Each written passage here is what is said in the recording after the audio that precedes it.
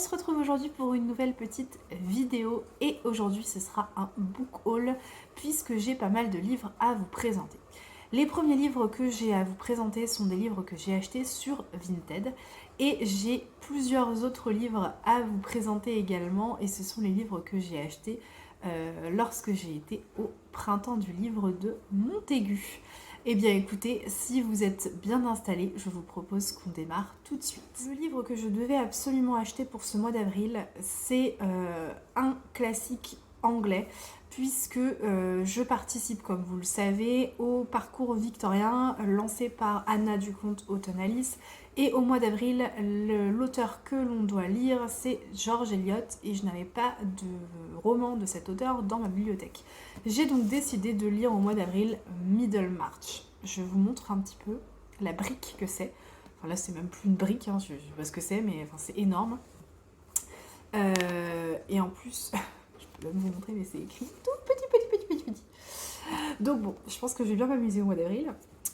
Donc voilà, c'est le livre que je devais acheter, donc je l'ai acheté sur Vinted et j'ai profité du fait de l'acheter chez un vendeur pour regarder un peu ce que le vendeur avait et j'ai acheté plusieurs autres livres. Middlemarch, c'est quoi? C'est finalement l'histoire de deux intrigues sentimentales. C'est d'abord l'histoire des mariages de Dorothea et du mariage malheureux d'un personnage qui s'appelle Lydgate, qui est un jeune médecin ambitieux, avec Rosamond Vinci, qui est visiblement assez vulgaire. Et voilà. Et ce mariage-là est un mariage qui est assez malheureux, de toute évidence. Voilà, donc c'est toutes ces histoires-là qu'on va suivre dans Middlemarch. Donc j'ai vraiment hâte de m'y plonger. Après, je vous avoue que ça me fait quand même un peu peur parce que quand je vois la taille du roman, j'espère vraiment que je pourrai le lire sur le mois d'avril. Enfin, on verra bien, je vous en reparlerai quand je me serai lancée. Deuxième livre que j'ai acheté sur Vinted, pour moi c'est une valeur sûre, c'est un Robert Goddard. Le roman s'appelle Le Retour. Celui-là, je ne l'ai pas lu. J'en ai lu plusieurs de cet auteur. Franchement, en règle générale, je ne suis pas déçue. Il n'y en a qu'un seul avec lequel j'ai vraiment pas du tout accroché. D'ailleurs, je ne l'ai même pas fini. Je crois que c'est un truc, La Croisière Charnoud, je crois. Voilà. Là, celui-là, j'ai pas du tout apprécié. Mais sinon, les autres, en règle générale, je les bouffe. Mais alors, sans aucun souci, je les dévore à chaque fois. Donc, j'ai très très hâte de me lancer dans celui-là. Surtout que la quatrième couverture me plaît beaucoup. Donc là, en l'occurrence, c'est l'histoire de Chris. Donc, Chris revient dans le domaine de son grand-oncle Joshua qu'il avait acquis pendant l'entre-deux-guerres. Euh, et donc ça se passe en Cornouailles, pardon. Ça se passe en 1981, je vais peut-être commencer par là. Donc il revient dans ce grand domaine à l'occasion du mariage de sa nièce. Et au cours de cette cérémonie, Nick, son ami d'enfance, lui affirme que son père a été exécuté pour avoir tué son grand-oncle Joshua alors qu'il était innocent. Et donc voilà, c'est la grosse révélation que fait Nick, et le lendemain, Nick est retrouvé pendu. Donc du coup, Chris va décider de faire la lumière sur toute cette affaire-là. Donc j'aime bien parce que Robert Goddard, c'est un peu du policier sans vraiment l'être, c'est une enquête toujours hyper haletante où on a vraiment envie de savoir ce qui se passe. Donc voilà, donc celui-là, normalement, il devrait me plaire, enfin j'espère. Donc on va bien voir ce que ça va donner avec le retour. Autre roman que j'ai acheté sur Vinted, et là encore pour moi c'est un petit peu une valeur sûre puisque j'ai déjà lu plusieurs fois cet auteur et j'aime beaucoup ce qu'il fait, c'est un Eric Marshall. J'ai donc acheté Le Soleil sous la soie que je n'ai pas encore lu. Alors là aussi on est sur une belle brique. Mais bon, Eric Marshall c'est souvent des belles briques et ça se lit souvent très très bien. Là, en l'occurrence, on est à la fin du XVIIIe siècle et on suit l'histoire de Nicolas Desruets, qui est un chirurgien ambulant qui va être contraint à l'exil suite au décès d'un de ses patients. Et donc voilà, c'est un petit peu toute la vie de Nicolas qu'on va suivre, puisqu'il va vouloir absolument laver son honneur, et pour ça, il va essayer de perfectionner sa technique. Donc on va le suivre dans les steppes hongroises, on va le suivre dans les palais royaux, on va le suivre dans les hôpitaux militaires, et c'est vraiment toute sa vie qu'on suit. Donc voilà, je pense que c'est un roman qui fait pas mal voyager, c'est un roman qui parle beaucoup de médecine, et je pense que c'est hyper enrichissant, hyper intéressant comme tout ce que fait Eric Marshall. Le dernier roman que j'ai acheté sur Vinted, alors là pour le coup c'est une grosse découverte, hein, c'est une grosse surprise. Autant pour les autres, je sais à peu près où je mets les pieds. Là je ne sais absolument pas où je m'embarque, dans quoi je m'embarque, je n'en sais rien, on verra bien. Mais c'est ça aussi qui est sympa des fois, c'est de sortir un peu de sa zone de confort, n'est-ce pas? Donc j'ai acheté La prisonnière de la mer de Elisa Sebel. Alors je ne sais pas si vous en avez déjà entendu parler ou pas. Moi je découvre totalement. Donc il s'agit d'un roman qui se passe en 1809, en pleine guerre napoléonienne. Donc, ça c'est une période historique déjà que je connais pas trop, donc ça m'attirait bien, ça change un petit peu. En l'occurrence, il s'agit du destin d'une jeune femme de 18 ans qui s'appelle Héloïse. Et en fait, pendant ces guerres napoléoniennes, il va y avoir 5000 prisonniers qui vont être envoyés en exil un petit peu sur l'îlot de Cabrera dans les Baléares. Et ces 5000 prisonniers, ils vont être accompagnés de 21 femmes. Et dans ces 21 femmes, il y a la fameuse Héloïse. Donc Héloïse a perdu son mari qui a succombé en mer, donc elle a 18 ans, elle est très jeune, et elle se retrouve exilée sur cet îlot. Elle va devoir faire face à des tempêtes, à des épidémies, enfin à tout ce que vous pouvez imaginer.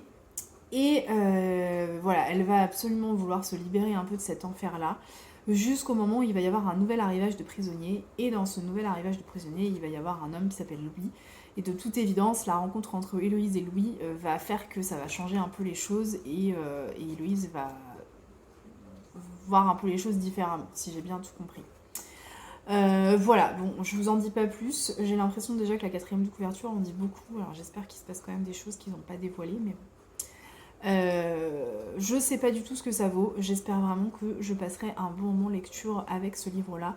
En tout cas, ce qui est sûr, c'est que je le lirai pas tout de suite. Je pense que j'ai d'autres livres à lire avant, donc on verra bien quand je pourrai me le caler celui-là. Les autres livres que je voulais vous présenter, ce sont les livres que j'ai achetés au printemps du livre de Montaigu. Alors j'en ai acheté 6. Bon, je trouve que j'ai été relativement raisonnable. Vous me direz en commentaire ou pas si vous trouvez que c'est raisonnable. Mais bon, moi je trouve que je m'en suis pas trop mal sortie. En tout cas, ce sont des livres qui me faisaient bien envie. Le premier que j'ai acheté, c'est le dernier livre de Laura Trompette, qui est 8 battements d'ailes. Donc Laura Trompette était au printemps de Montaigu. Hein, elle me l'a dédicacé d'ailleurs, j'étais trop contente.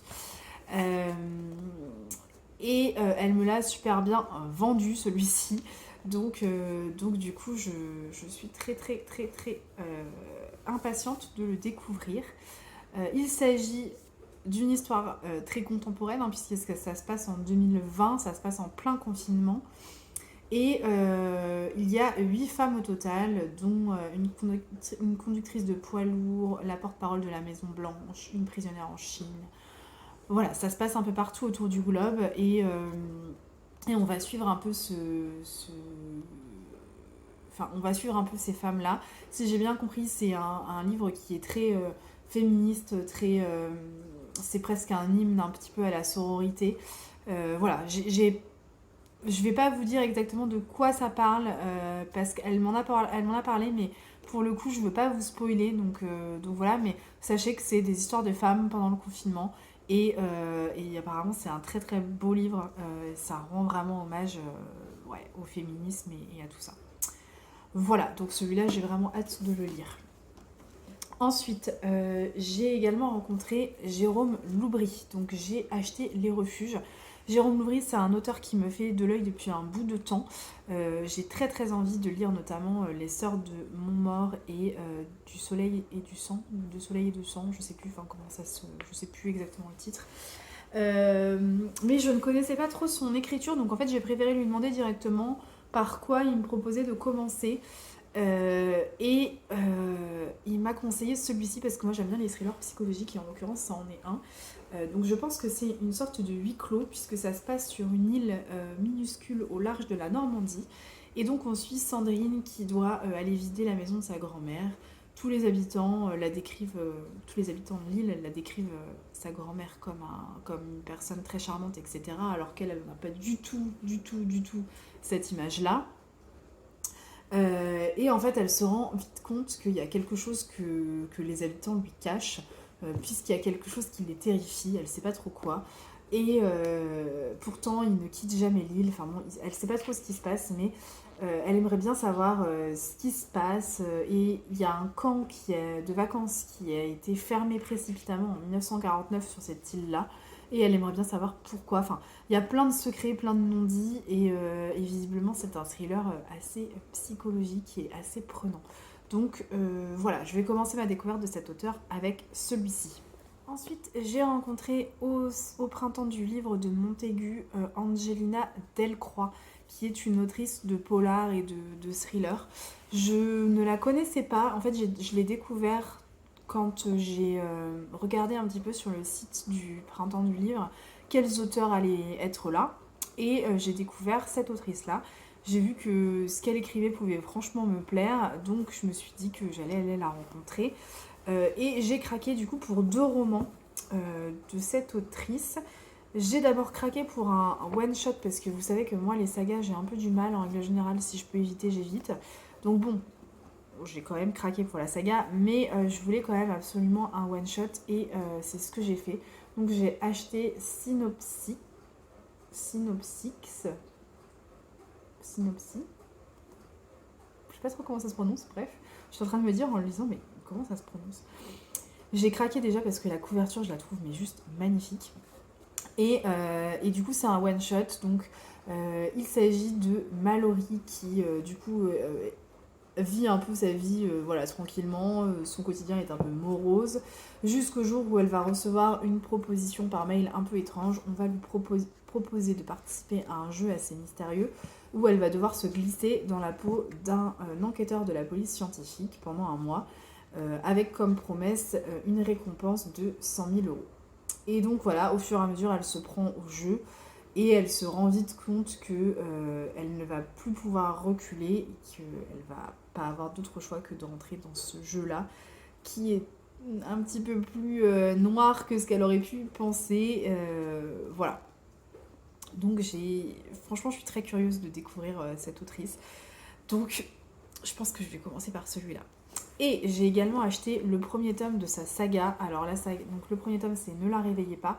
Et la saga, c'est une saga qui met en scène la policière Joy. Je sais pas son nom parce que là on l'a pas sur la 4e de couverture. Voilà, et là c'est sa première enquête dans celui-là. Alors pour le coup je suis un peu moins fan de la couverture que l'autre, mais bon. Et donc voilà, donc là il s'agit encore une fois d'un jeu, enfin d'un jeu. C'est le tueur qui joue un peu avec Joy, la policière, puisqu'il lui laisse des petits messages à droite à gauche. Voilà ce que je peux vous en dire. En tout cas, ça me plaît, ça me tente beaucoup. En plus, il est vraiment pas très long celui-là, donc voilà. Mais je vais d'abord commencer par le one-shot. Vous pouvez le voir, j'ai acheté pas mal de thrillers, polars et compagnie. Donc j'en ai acheté un dernier, je vous le présente maintenant. J'ai acheté un roman de Frank Linol qui s'appelle Quitter ce monde. Alors je ne connaissais absolument pas l'auteur, j'ai un peu été embarquée par cet auteur-là. Il m'a raconté un petit peu tous les romans qu'il avait écrits. En fait, c'est un auteur qui a principalement écrit une grosse saga qui met en scène l'inspecteur Dumontel. Donc c'est une grosse saga parce que je crois qu'il y a 11 ou 12 tomes, je sais plus ce qu'il m'a dit. Donc moi, quand il m'a dit que c'était une saga avec 11 ou 12 tomes, autant vous dire que je me suis dit, oulala, c'est pas pour toi, passe ton tour. En fait, finalement, il m'a expliqué que les tomes pouvaient se lire indépendamment les uns des autres. Donc j'ai craqué pour celui-ci qui me faisait beaucoup plus envie que les autres qu'il avait écrits. Donc dans celui-ci, on retrouve l'inspecteur Dumontel qui va être contacté par une femme qui va lui demander d'enquêter sur un cold case, un très vieux cas. Et il s'agit de la disparition d'une femme assez exceptionnelle puisqu'elle a été suffragette, comédienne, journaliste. Elle retient le record du monde de saut en parachute féminin. Voilà, et donc elle a disparu en 1938 et on va lui demander d'enquêter sur cette disparition. Voilà. Donc moi ce qui me plaisait bien c'est que c'est un thriller qui est présenté comme un thriller politique parce que ça se passe aussi au moment de la montée en puissance des nazis, la montée en puissance des espions nazis sur le sol français, etc. Donc c'est un thriller politique, mais c'est aussi pour moi un thriller un peu historique, donc ça me plaisait pas mal. Je sais pas du tout ce qui va se passer, je ne connais pas l'écriture de l'auteur, voilà, je ne sais rien du tout là-dessus, mais c'est un roman qui me plaisait bien. Et le petit dernier pour lequel j'ai craqué, c'est le dernier roman de Serena Giuliano, Sarà perché ti amo. C'est sans doute parce que je t'aime. Bon, j'adore la couverture encore une fois. Et bon, depuis que j'ai lu Mamma Maria, j'ai envie de tout lire de Serena Giuliano. Donc voilà, j'ai vraiment été pas très compliqué à convaincre, hein, clairement. Donc là, en l'occurrence, ça se passe en 2021. On suit deux couples. Le couple de Alba et Valentin, qui sont jeunes parents, hein, tout simplement. Ils passent leurs vacances en Italie et en fait, Alba, elle est en plein postpartum, elle se pose plein de questions. Et en plus de ça, bah, bien sûr, son ex réapparaît sur l'île, donc elle se pose encore plus de questions. Et à côté de ça, on suit un deuxième couple, Gabrielle et Nino. Donc Gabrielle est très contente parce qu'elle a rencontré voilà, l'homme de sa vie. Nino, c'est un Italien très charismatique avec beaucoup de caractère. Voilà. Sauf qu'à un moment donné, tous ces personnages-là vont se demander si ils ont fait les bons choix et ils vont en venir à douter un petit peu sur leurs sentiments. Voilà. Tout ça, bien sûr, sur un fond de vacances italiennes. Alors moi, j'ai envie de vous dire, je signe direct, hein, parce qu'à chaque fois, enfin, en tout cas dans Mamma Maria, j'avais vraiment l'impression d'être au bord de la Méditerranée, en train de siroter mon petit spritz tranquillement. Hein, donc je suis très très emballée par Sarà perché ti amo. En plus, il est très court. Il fait 200 pages, donc je pense que c'est un roman qui se lit très très vite et qui peut se caler très facilement. Voilà ma petite sélection, mon petit book haul que je voulais vous présenter. Alors n'hésitez pas à me dire dans les commentaires s'il y a certains livres que vous avez déjà lus qui vous ont beaucoup plu ou pas d'ailleurs. Et s'il y en a certains qui vous tentent. Voilà, n'hésitez pas à me dire tout ça. En tout cas, j'espère que cette petite vidéo vous plaira. En règle générale, je sais que les book hauls, ça vous plaît bien parce que du coup, on vous propose plein de livres, on vous fait une belle sélection. Donc voilà, j'espère que vous trouverez des envies lecture et n'hésitez pas à liker la vidéo si elle vous a plu et à la partager. Et moi, je vous dis à la semaine prochaine.